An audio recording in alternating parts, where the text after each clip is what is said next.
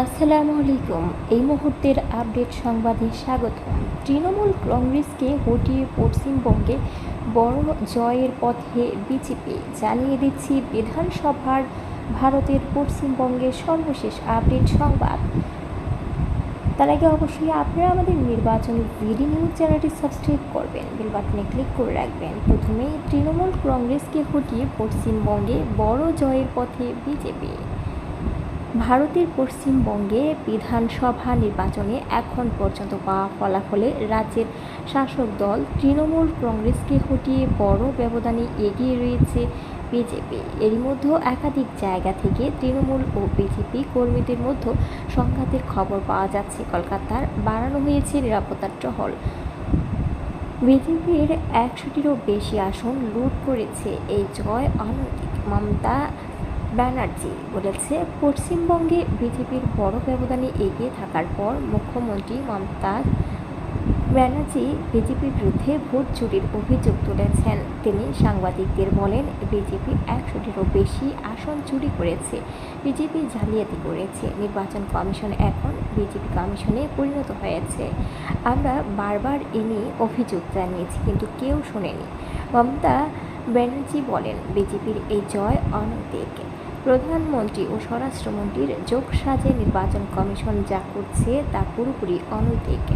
তারা জোরপূর্বক এসআই পরিচালনা করছে, তারা অত্যাচার চালিয়েছে, তারা কাউন্সিলিং এজেন্টদের গ্রেপ্তার করেছে।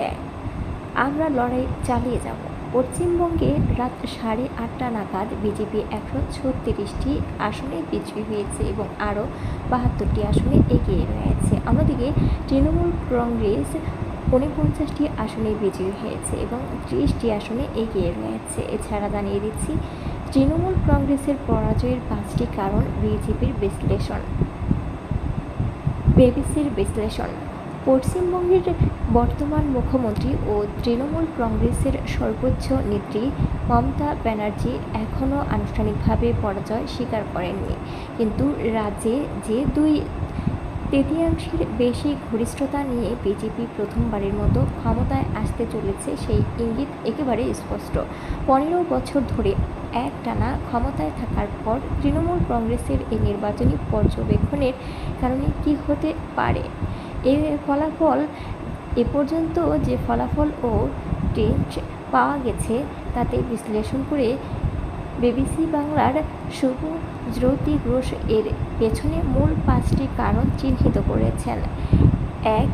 পশ্চিমবঙ্গের নারী ভোটের যা 50%-এরও বেশিটাই যে একতা মমতা ব্যানার্জির দল এসেছে তাতে কোনো সন্দেহ নেই। লক্ষ্যের ভাণ্ডার, কন্যাশ্রী বা সবুজ সাথীর ছাত্রীদের মধ্যে সাইকেল বিতরণের মতো প্রকল্প তৃণমূল সরকারকে নারী ভোটারদের কাছে তুমুল জনপ্রিয় করে তুলেছিল, কিন্তু এবার সেই ভোট ব্যাংকে অবধারিত ফাটল ধরেছে, যার একটা বড় কারণ হতে পারে নারী সুরক্ষার মতো ইস্যুতে তৃণমূল কংগ্রেসের চরম ব্যর্থতা 2 বছর আগের। সুপ্রিয় বন্ধুরা, এই ছিল আমাদের নির্বাচন ভিডি নিউজের সর্বশেষ ব্রেকিং সংবাদ। আরও আপডেট পেতে আমাদের চ্যানেলটি সাবস্ক্রাইব করবেন, বেল বাটনে ক্লিক করে রাখবেন সকল ভিডিওর আপডেট সবার আগে পাওয়ার জন্য।